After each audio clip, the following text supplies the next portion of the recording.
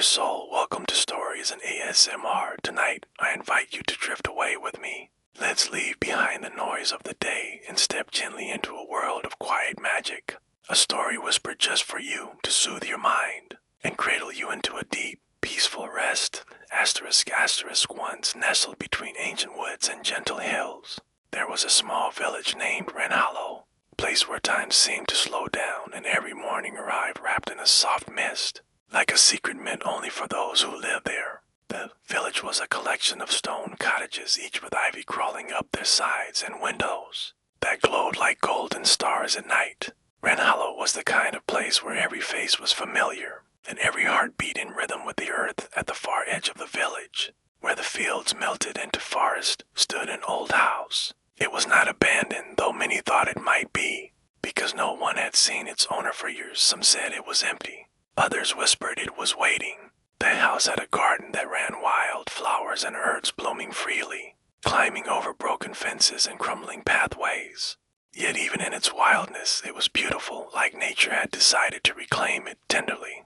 Patiently one golden afternoon, a newcomer arrived in Wren Hollow. Her name was Alara. She came carrying only a small suitcase and a worn journal. Pressed tightly to her chest, no one knew much about her, only that she was quiet. With a smile that seemed stitched from dreams, Alara rented a small room at the inn. But she often wandered the village, sketching in her journal, sipping tea at the cafe by the square, or lingering near the edge of the forest. Drawn, it seemed, to the old house one evening as the sun melted into soft amber tones. Alara stood before the house, the gate creaking gently under her fingertips. She hesitated, heart thudding softly in her chest, then pushed the gate open and stepped inside. The air inside the garden was cool, filled with the scent of wild mint and lavender.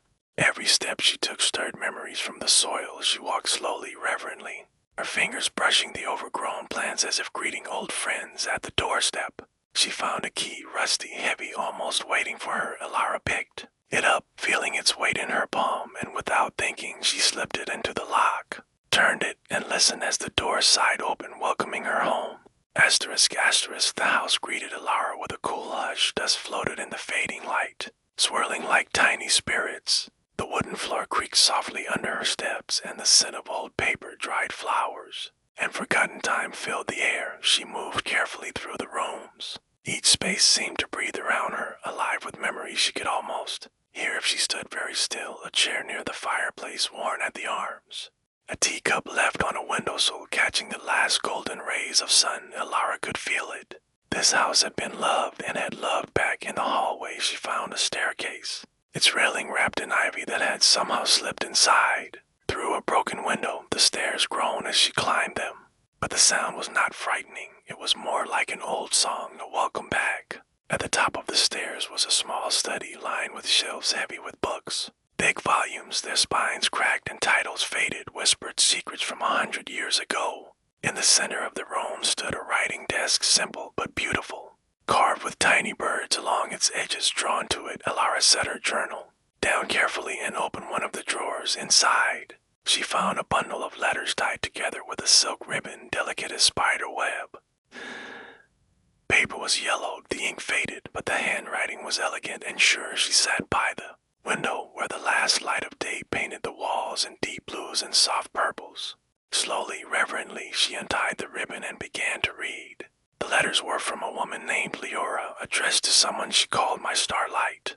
They spoke of quiet days, of dreams planted like seeds in the garden, of promises made under the soft hush of falling snow. Each word was soaked in tenderness and longing. As she read, Alara felt a warmth blooming deep inside her chest, as if the love poured into those letters had been waiting just for someone to find it again. She stayed there until the stars blinked awake in the velvet sky, until the air grew cool and the house settled deeper into its nighttime dreams. At last, she tucked the letters back into the drawer, promising silently to return. She closed the window gently, letting the silver light of the moon spill into the room, and made her way back down the creaking stairs. Outside, the night was soft and heavy with the scent of earth and flowers. The path home seemed to weave itself before her feet, and as she walked, her heart felt lighter, as if something old and beautiful had quietly wrapped itself around her.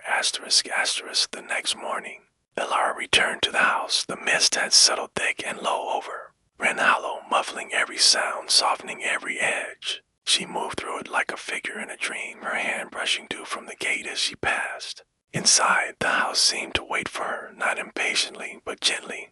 Like an old friend who knew she would come back, she walked once more. Through the quiet rooms, her fingertips grazing the furniture, the walls. Everything was still, yet filled with presence. The garden, visible through the windows, shimmered with morning light, wild and alive. Elara spent hours exploring. Each corner of the house held a secret, tucked away with care, a pressed flower between pages of a forgotten book, a lock of hair tied with ribbon in a glass jar, a faded photograph of a woman standing in the very same garden, smiling. Holding a notebook much like her own, she began to feel it more clearly now. The rhythm of the house, slow, thoughtful, almost like breathing. She spoke aloud, sometimes not. Loudly, but softly, as though the house could hear her, and perhaps it did in the evenings. She read more of Leora's letters. They spoke of the stars, of walking through the forest at dusk, of dreams carried in the wind, always written, with care, always addressed to her beloved starlight. There was never a name. Elara wondered who they had been, the one who received those letters. Were they real? Just a beautiful hope written into words. She began sketching more often, her pages, filling with drawings of the house, the garden, the woman from the photograph. Sometimes she would lose herself in the quiet so completely that hours passed without her noticing.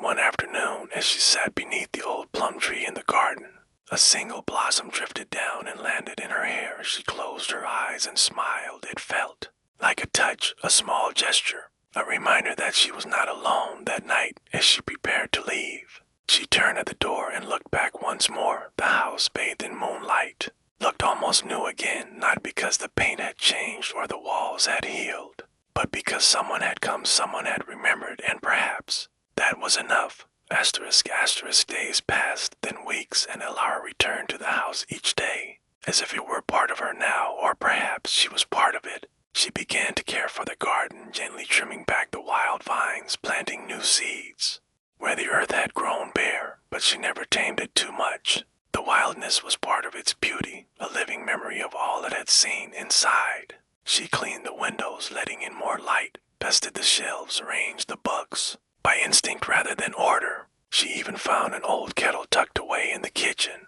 and began making tea in the late afternoons, steam rising in the quiet.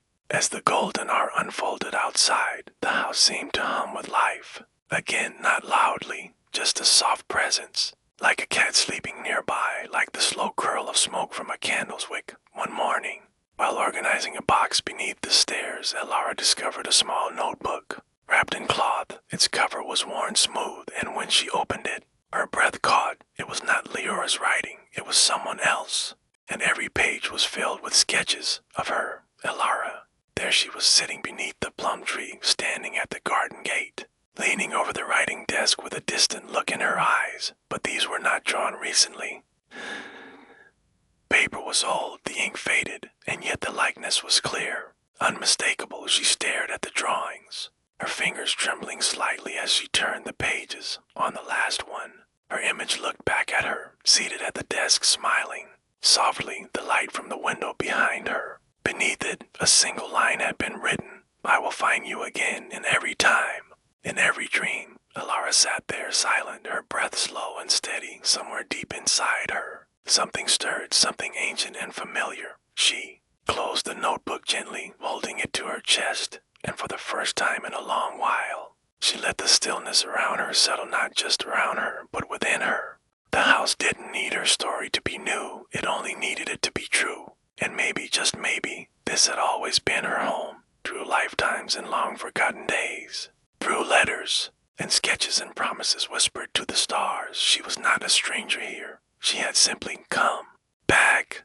As the days grew longer and summer unfolded its golden arms across Wren Hollow, Elara's life settled into a quiet rhythm. Morning walks through the misty village lanes, afternoons spent tending the garden, humming soft tunes only the bees and butterflies could hear, and evenings lost among the letters, the sketches, and the slow breathing of the old house. Sometimes villagers would pass by and wave. Sometimes they would linger at the gate, sensing the gentle changes, but none dared enter, as if understanding that the house and Elara shared something sacred, something beyond simple words. One evening, under a sky brushed with violet and rose, Elara stood barefoot in the garden, the earth cool and soft beneath her feet. The air was sweet with the scent of blooming jasmine and the low song of crickets. She closed her eyes and breathed deeply, feeling the pulse of the house behind her, steady and sure. It was more than wood and stone, it was memory, it was heart. In that moment she felt it, not with her mind, but with something deeper. A connection stretching far beyond the edges of time, beyond the fields and forests, beyond the stars. Somewhere a promise had been made long ago, and somehow, through all the winding paths of life, she had kept it. Tears slipped quietly down her cheeks, not from sadness, but from a fullness to ask for words. When she opened her eyes, the garden seemed to shimmer with a soft light, as if the house itself was exhaling, releasing all it had held in waiting, welcoming her completely. That night, Elara fell asleep in the upstairs study, wrapped in a blanket woven long before her time. A gentle rain began to fall, tapping softly against the windows, a lullaby just for her in her dreams. She walked through the garden hand in hand with someone she could not quite see, their laughter like music drifting through the trees, their steps leaving no mark on the earth, only a memory carried on the wind. And when she woke, with the gray light of dawn pooling around her, she knew she was exactly where she was, meant to be. Home was not a place she had found, it was a place that had found her, and it had been waiting so patiently for her return. Not asterisk, thank you for letting me share this quiet journey with you. May you carry its warmth into your dreams tonight. From stories and ASMR, I wish you gentle rest, peaceful dreams, and the softest of tomorrows. Good night, dear soul.